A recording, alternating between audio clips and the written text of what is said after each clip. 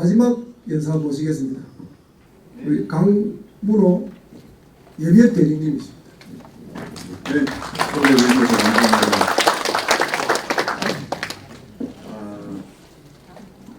저도 고향이 여기 마산인데 원래 저희 조상님 고향은 반박곡에 넘어서 두롱이라는 곳입니다. 지동리에 살고 저희 부친은 마고를 나오셨는데 27세에 3대 마산시 최연소 기의원을 하셨습니다.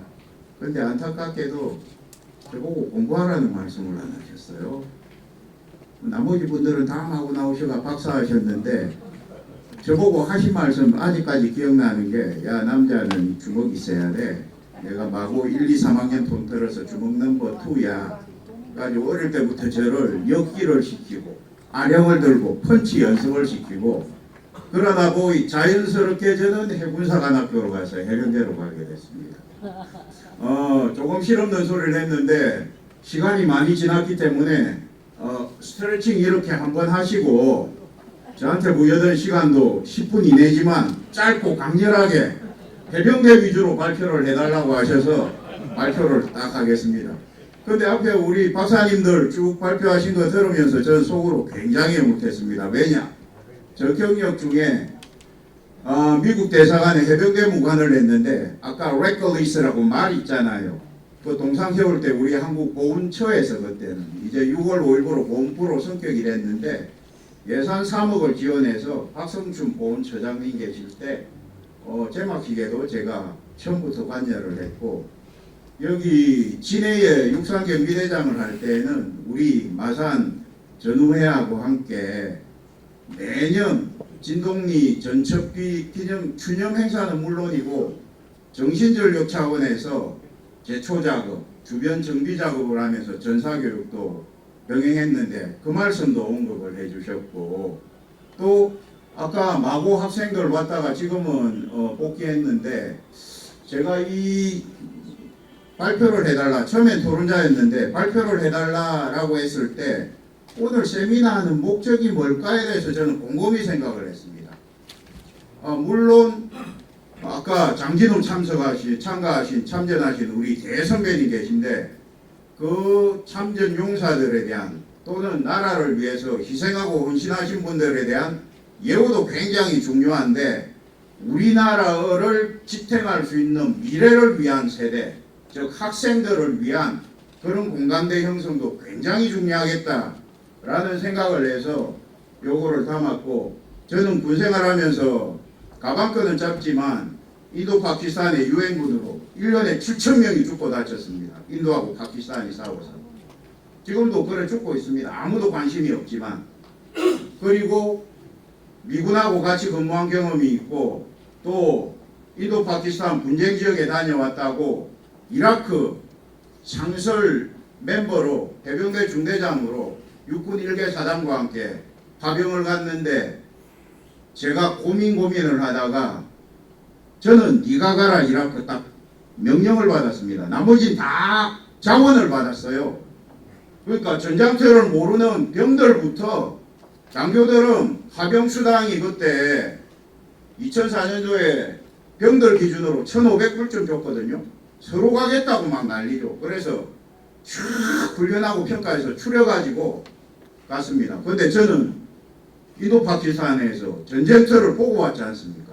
유엔군이라서 나서오지마 중립국이야 하지만 저 옆에 포탄 떨어지는데 이게 눈이 달린 것도 아니고 가라 그러니 저도 고민이 많았습니다. 근데 훈련은 진행해 나가면서 포항에서 나름대로 이제 일정 기간이 지나면 경기도 광주에 있는 육군 특수정 교육단 으로 가야 되는데 집사람한테 이거 이야기해야 될 때가 온 겁니다.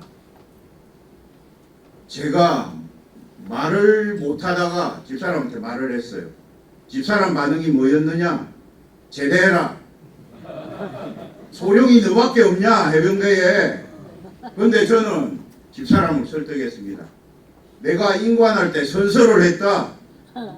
국민의 생명과 자유를 보호하고 자유민주주의를 수호하며 세계 평화에 기여하겠다고 선서를 했다 내가. 그래서 저도 어린 아들들 둘이 있지만은 내 살아오겠다 하고 왔습니다. 7개월 현지 복무하고 오니까 집사람이 진짜로 심신이 피폐해 있더라고요. 나오는 건 계속 터지는 뉴스 나오지 연락은 안 되지. 그래서 저는 이 안을 작성하면서도 야 그때 17, 8세 이런 학도병부터 이런 분들 전장터에서 얼마나 고생을 하셨을까. 또 그 가족들은 얼마나 노심초사하셨을까 라는 마음을 가지고 미국에 딱 갔는데 우리 한국전 정전 60주년이 되던 해였습니다. 굉장히 업무가 바빴지만 본부에 주재관이 없습니다. 거기 외교관이.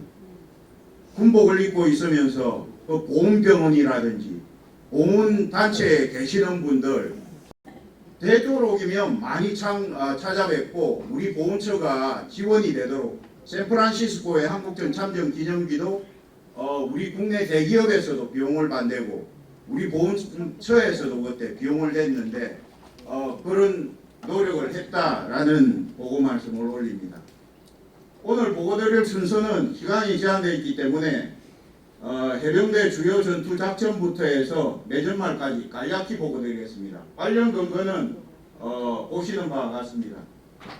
해병대가 유명한 전투가 7개가 있습니다. 거기에 진동리 전투도 포함되어 있는데 진동리 전투가 시작되기 전에 함양부터 삼천, 진주, 군부 방향에서 작은 전투가 지속되면서 이까지 왔습니다. 그리고 앞에 다 설명을 하셨지만 미8군 입장에서는 최초의 반격작전이다. 공격을 해서 진주를 확보하라 라고 미8군 사령관이 명령을 했습니다. 그리고 낙동강 방어선이라고 부르는데 미국에서는 이걸 부산 프레미러라고 부릅니다. 부산 방어선이라고 부르는 것이죠. 그래서 아까 사무총장님께서 마산 방어 전투다. 우리 한국말로 하면 어감이 좀 이상할지 몰라도 마산을 방어하려면 외곽에서 지켜야 되니까 진동리, 진전면 이런 데서 전부 다 자연스럽게 전투를 하게 된 것입니다. 작전은 3단계로 이렇게 구분이 되어가지고 실시가 되었습니다. 이때 해병대는 김성은 부대라고 이분이 고향이 창원이십니다. 월남전 기간 중에 현재까지도 국방부 최장수 국방부 장관을 역임하셨습니다. 그리고 이 부근에서 주요 전투는 전사편찬연구소에서는 유의 3가지 전투뿐만이 아니라 통영 상륙작전까지도 포함해서 여기 마산방어 전투에 포함을 하고 있더라고요. 근데 우리는 요 4가지만 간략히 보고를 드리도록 하겠습니다. 제일 처음이 고사리 전투인데 고사리 전투에서는 임무는 보시는 바와 같이 적을 저지경멸하는 것인데 중요한 것은 적에 대한 첩보를 입수한 후에 땅대복을 해가지고 있다가 다가오는 적을 기습적으로 공격해서 어마어마한 전과를 거뒀습니다. 사살 109명. 이때 보고받은 대통령 이승만 대통령께서 1계급 특진시켜라 라고 하셨는데 왜 그랬냐. 109명 적다고도 이렇게 느끼실 수가 있지만 지금까지 한국군은 계속 밀리기만 한 거죠. 방어라고. 밀리다가 방어할 때도 공세행동이라는 용어가 있거든요. 방어시 공세행동. 공세행동을 통해서 어마어마한 전가를 거두고 적이 조심해서 진격을 하도록 그전에는 마음 놓고 오다가 어이 뜨거라 하고 걔들도 조심함으로써 공격 속도를 늦추게 되는 효과를 거두게 된 것입니다. 두 번째는 1차 진통리 전투인데 앞에서 경남대 교수님이 발표하신 대로 보급로를 적 육사단이 완전히 확보하고 있었기 때문에 이 보급로를 확보하라. 그렇게 하려면 이 관련 고지들을 전부 다 확보해야 되는데 고지를 확보하면 이분에게 인계를 하고 마산으로 이동짓기를 했습니다. 그러면 궁금하실 게 있으실 건데 군대를 마치신 분들은 아니 왜 그 고지를 뺏었으면 거기 있지 왜 미군한테 인계하고 나와 하실 수가 있는데 저때 당시에 미군의 전술은 기지가 있으면, 예를 들면 마산에 기지가 있다, 어디 기지가 있다 하면 타 공격에서 적군을 격퇴시키고 나면 야 다시 안전한 곳으로 돌아와, 이런 전술을 주로 구사를 했습니다. 그래서 미군한테 인계를 하고 돌아왔는데, 돌아오니까 8월 5일부로 정장병, 장교 포함 1계급 특진했다라는 대통령님 명령이 내려와 있었습니다. 2차 진동리 전투도 마찬가지로 치열하게 전투를 해서 진동 마산간 보급로를 완전히 확보를 하고 보시는 전과를 거뒀습니다. 3차는 중앙리 전투인데 이때에도 굉장히 많이 밀려오는 적들을 전부 다 저지하도록 그렇게 됐습니다. 그래서 그때 당시에 진동리에서 해병대가 혁혁한 전공을 거두었다라고 대서특필이 됐습니다. 그리고 미 해병대 관련된 건데 여기가 서북산이고 이쪽이 고성입니다. 미 해병대가 딱 때를 맞춰서 큰 대형 항공모함하고 항공모함 절반 정도 되는 큰 상륙함이 있습니다. 와서 작전을 개시했습니다. 이때 도착했던 미 해병대 대령이 야 한국 해병대 만나니까 진짜 반갑다 라는 말씀을 하셨고, 여기 보시는 이 가운데 분은 제가 뉴저지에 갔을 때 뉴저지에는 학생들한테 이런 전사를 우리 현충일 날 쉬는 게 아니라 학교에 전부 다 와서 저런 백전 노장부들하고 저런 공감대를 형성합니다. 지식을 나누고 지혜를 나누고, 그리고 그게 끝나고 나서 지역에 있는 제한군인의 사무실인데 요 가운데 분이 앨범을 보여주고 계세요. 실제로 이 전투에 참전을 하셨다고 노획관 사발총도 이제 손상이 됐지만 보여주시고 사진도 다 보여주시는 장면입니다. 그래서 의의는 뭐냐면 반격작전의 목표인 진주 확보는 성공하지 못했지만 작전은 전투보다 큰 거거든요. 작전 목표는 달성하지 못했지만 전투면에서는 그때 미국 상황보 광고 보면 굉장히 많은 승리를 거뒀기 때문에 사기가 굉장히 많이 올라갔다. 한국군 미군이 전부 다 그렇게 기술을 하고 있습니다. 그리고 김성원 부대는 아까 합동작전, 연합작전 언급하셨는데 미 해병대 코르세어 전투기하고 미 해군의 함포를 적절히 운용해서 적을 잘 물리칠 수 있었다. 그럼으로써 25사단의 반격작전에 크게 기여를 했고, 한편으로는 여기 작전이 진행됨으로 해서 우리가 인천 상륙작전을 할 시간을 굉장히 많이 벌었습니다. 저는 우리 대한민국 애국가가 참 신통하다고 생각하는 게 하느님이 보호하사 우리나라 만세잖아요. 6.25 때 하느님이 보호하셨어요. 실제로 제 생각엔 북한군이 서울을 점령하고 나서 3일 동안 서울에 앉아 있었어요. 빨리 내려왔으면 더 빨리 진격했을 건데. 두 번째는 우리 선배님 교수님들이 말씀하셨듯이 굳이 목포 순천 쪽으로 왜 갑니까? 쟤들이 육사단이 그냥 왔으면 일주일 빨리 와가지고 부산 싹 쓸어버릴 건데 그 지체를 했어요. 세 번째는 제가 3년 전에 인천 상륙작전 서울 수복에 대해서 한미우호협회에 기고를 했는데 오태통이가 김일성한테 인천에 상륙한다 대규모로 병력 거기 준비해라 낙동강 여기로 다 내려보내지 마라 라고 비교적 정확한 첩보를 제공했다라는 관련 근거가 있습니다. 그런데 김일성이가 모든 병력을 여기 갖다 때려 박은 거죠. 전부 다.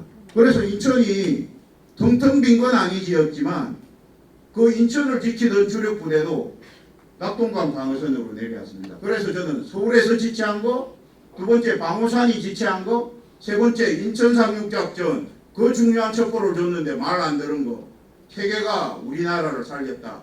그렇지 않았으면 서사무아에 가 계실지도 모른다. 전 안 태어났을지도 모른다.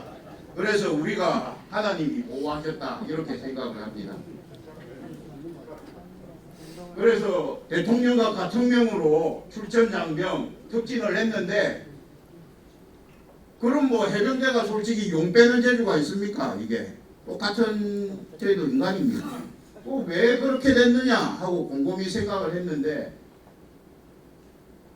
그때 딱 이 해병대요 전투사에 있는 걸 보면 굉장히 아까 저 위에부터 하마부터 뭐 탁탁탁탁 해가지고 전투를 하면서 내려오니까 얼마나 피곤했겠습니까? 아닙니까? 그러니까 이때는 부하들이 참 부대장이 잘하니까 부하들도 이랬겠죠. 닭을 잡아가지고 이 닭을 주민분들 허락을 받고 잡았을 거라고 생각합니다. 해병대가 원래 서명 김바에 앉으면 불안데 네. 닭을 잡아가지고 부대장님한테 보냈는데 이 김성은 부대장님이 부대원들이 다 먹는 걸 보시고 나서야 식사를 했다. 부대원들이 먹지 않으면 손을 안 대셨다. 저는 저런 부대장님 미치니까 저런 전투를 승리할 수 있었다고 생각을 합니다. 그리고 해병대 홍보를 잠깐 하자면 진해에서 태어났습니다. 해병대가. 그 다음에 그 공안다리 있는 거기 벽암지 유격장으로 마산에서 훈련을 했고요. 창원지검 용기호수 있는 데가 해병대 훈련장이었습니다. 경남도청 그 지금 경남도청 뒤에 산이 쭉 있는데 거기 예전에 선배님들이 저한테 하나 주신 거에 뭐 무적해병에서 거기가 전부 다 사격장이었습니다. 대전차 과기 사격도 하고 그래서 고향이다 고향. 그래서 고향을 지켜야 된다. 여기 위주병력이 전부 다 해병대 지원회가 갔으니까. 두 번째는 초대 해병대 사령관님이 신현준 중령으로 돼가지고 나중에 중장까지 또 바티칸 대사님을 16년이나 하셨는데 그분이 그 시대에 적에게는 무자비한 그렇지만 국민에게는 양과 같이 순하게 해야 된다. 저기는 양민도 포함됩니다. 북한의 일반 주민들. 제가 중2 때 포항해병대 1사단장이 보관을 했는데요. 그분이 중령 때 계엄군으로 가포에 있는 마산대학교에 내려와 계셨습니다. 부산에도 계엄군이 가 있었습니다. 마산 분들이 아까 민주주의의 요람, 민주화의 성지인데 성질이 없어서 상황이 싹 가라앉았겠습니까? 그때 진주하신 분들 말씀을 들으면요. 올 던지잖아요. 전부 다 맞아라. 국민이 던지면. 물론 철문을 쓰고 있었기 때문에 머리가 깨지는 일은 드물었지만 그 다음에 아침에 보도브로 깬 거 싹 다 청소해 놓습니다. 새벽에. 그렇게 일주일 딱 지나니까 싹 잠잠해지더니 위문품들 음료수 드세요 하고 답지하더랍니다. 그게 첫 단추가 중요한데 국민들을 위한 군대다 라는 말씀을 하신 거죠. 그리고 해병대가 저희 부친도 제가 해병대 가겠습니다 하니까 야이씨 딴 데 놔두고 해병대를 왜 가냐 자기가 운동하라고 하셔놓고는. 근데 이 해병대가 8강무에는 세소고개가 있고 욕심을 삼가라 유용을 하지 마라 의식을 버려라 이런 뜻이 있습니다. 저희들 8강무에 저거를 계속 교육받고 대석이기 때문에 저희들이 뭐 요즘은 개병대가 아닙니다. 솔직히 말하면. 두 번째 빨간 명찰에 붉은색은 피와 정열을 뜻하고요. 아까 교수님 그 필리핀의 눈물이라고 하셨는데 저희는 교수님 지침대로 땀입니다. 이게 노란색이. 그래서 이런 것들을 쭉 훈련소부터 기수로 병들도 기수로 나가거든요. 미군 군번줄은 녹슬어도 해병대 기수파는 녹슬지 않는다가 있는데 이런 해병원으로 쫙 녹아 들어가서 이렇게 만들어졌지 않았나라고 생각을 합니다. 그리고 조금 이제 진지하게 들어가면 국군조직법에 해병대는 상륙작전을 주 임무로 부여받았는데 이게 어떤 작전이냐 상륙이 해군 상륙하면서 육지로 올라가야 되는 겁니다. 후퇴할 땅이 없습니다.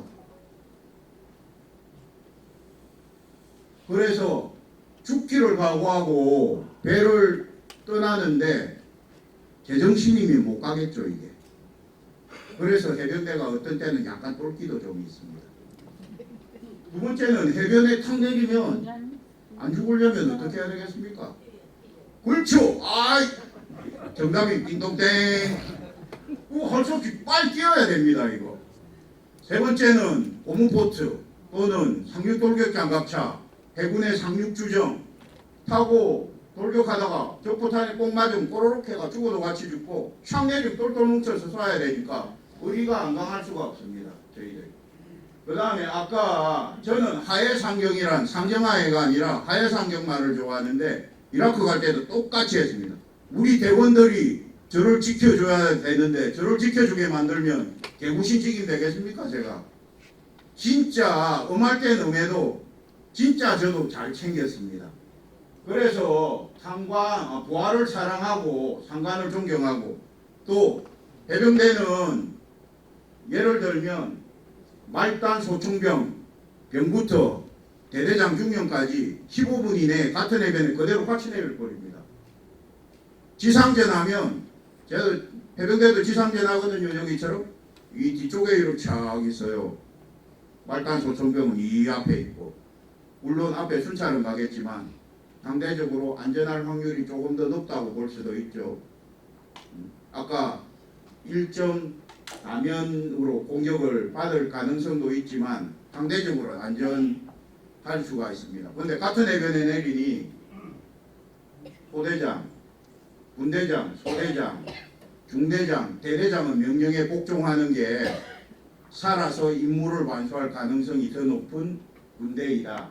그래서 해병대는 자기 혼자 나를 지킬 수가 없기 때문에 요거밖에 못 보기 때문에 전부 다 똘똘 뭉쳐서 지킨다. 그래서 우리 마산 해병대 전후에 연합회장님 딱 앉아 계신데 이렇게 군복 입고 와가지고 똘똘 뭉쳐서 사회를 위해서도 봉사하고 계신 것 같습니다. 감사합니다, 회장님.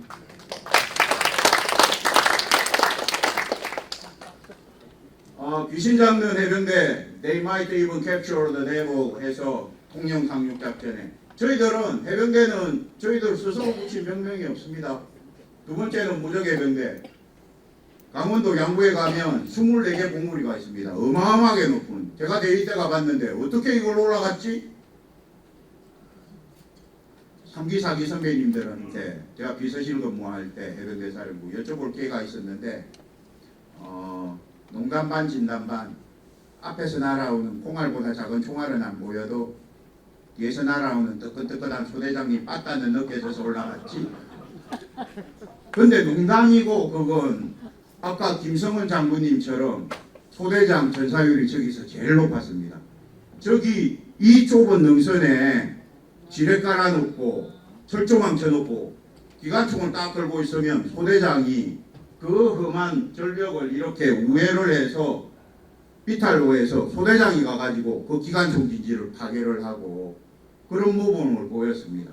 그리고 상성해병은 6.25 때 계속 승리하니까 이승만 대통령께서 6.25 끝날 무렵에 붙여주셨고요.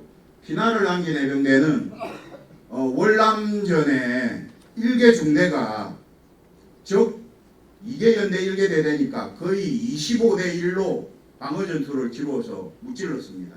그래야 한미 중대인데도 한미 대통령님 부대표창을 받았고요. 저기도 장교를 제한 전장병 1계급 특진을 했습니다. 이제 현재도 이렇게 기여를 하고 있습니다. 해병대 규모는 육군 1개 군단도 안 됩니다. 3만 명도 안 됩니다.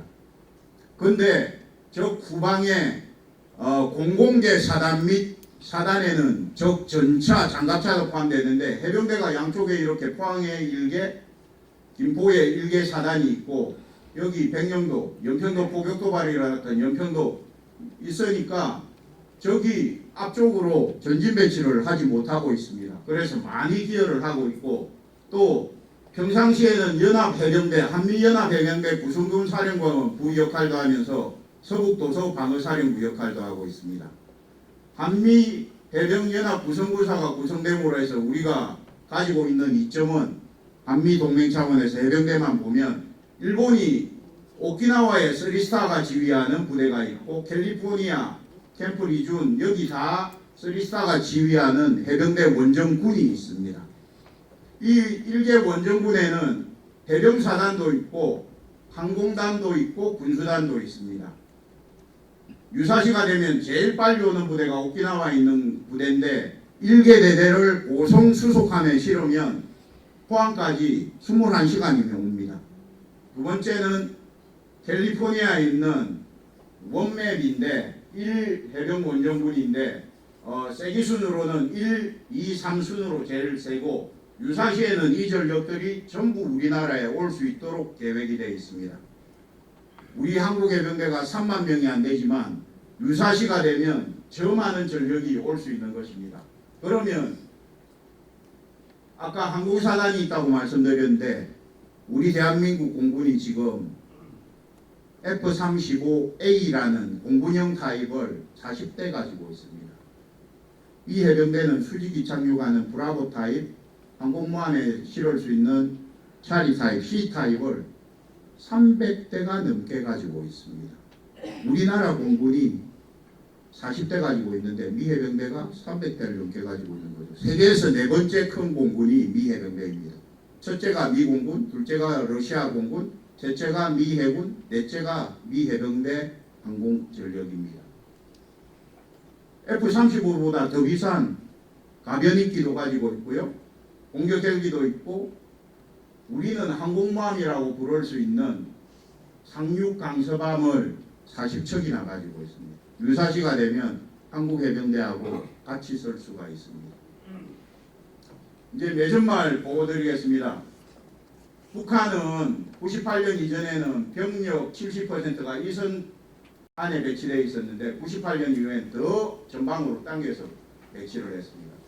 11년도 11월 달에 연평도 포격 도발 휴전 이후에 최초로 우리 지상에 대해서 저렇게 강력한 도발을 한 것입니다. 그리고 정전협정을 5,500여 회나 위반하고 있습니다. 그래서 천하가 평안하더라도 전쟁 대비하는 걸 잊으면 위기가 오는 것이죠. 여기는 다구동에서 조금 벗어난 칠곡군이라는 곳인데 여기 지금은 퇴임하셨지만 군수님이 한국전 6.25 때 발발 70주년 때 행사를 의미 있게 고동학행대라고 하던 장면이 되겠습니다. 우리 용어에 Capability Based Operation이라고 능력에 기반한 작전이라는 용어가 있는데요. 우리가 능력이 있어야지 우리한테 도발을 못하는 건 너무 당연한 거 아니겠습니까? 어떤 정권처럼 우리를 공격 안 할 거야, 안 하겠지 하다가 큰일을 당할 수가 있습니다. 다음은 다부동 아까 나왔는데 다부동도 인식이 돼 있는데 앞으로 우리 활동이 더 활성화되면 될 것이다 라는 소망을 담아서 클립 잠깐 보시겠습니다.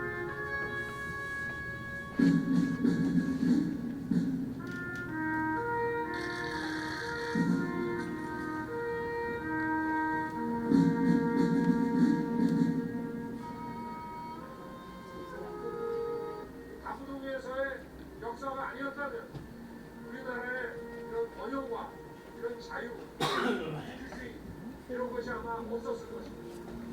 그래서 우리가 다부동을 잊어서는 안 되는 것입니다. 우리 자유민주주의를 꼭 지켜주시사 하는 국민의 열망을 담아서 제가 이 코인을 올렸습니다.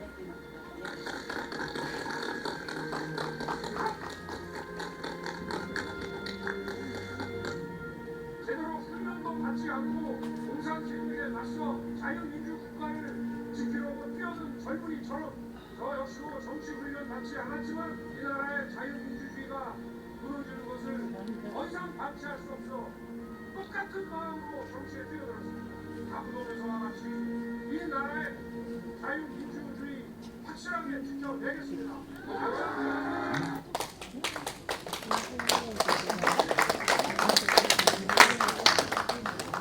네, 제일 밑에 자유는 거저 주어지는 것이 아니다 라는 말씀인데 최종 상태로는 이게 진동리 전첩비입니다. 지금 우리 배남균 회장님 참 죄송합니다. 갑자기 엉뚱한 분이 머리에 들어왔는데 마산 방어전투가 아까 경남도 차원에서도 이렇게 예산 편성 노력 중이시라고 했는데 그걸 알아서 제가 이게 창원시 것뿐만이 아니라 경남도도 넣었을 건데 재전투 재조명이 되고 그래서 희생과 헌신에 대한 존경심이 고취가 되면서 현재를 사는 우리와 또 미래를 책임질 학생들 미래 세대에 대한 안보의식뿐만이 아니라 애양심이 고취될 수 있도록 그리고 그 결과 마산방어전투 기념관이 건립이 되어서 지금 현재는 공고화되어 있는 민주화의 성지라는 인식에 부과해서 또 방위산업 요즘 잘 되고 있습니다. 창원의 방산 클러스터 그리고 이 기념관까지 되고 공감대가 확보됨으로 해서 국가 안보의 최후의 보루가 6.25 때처럼 될 수 있도록 하면 창원이 지금 지향하는 대로 창원시가 동북아의 중심도시가 되지 않을까라는 소망을 여기 계신 청중분들과 함께하면서 이상 보고드렸습니다.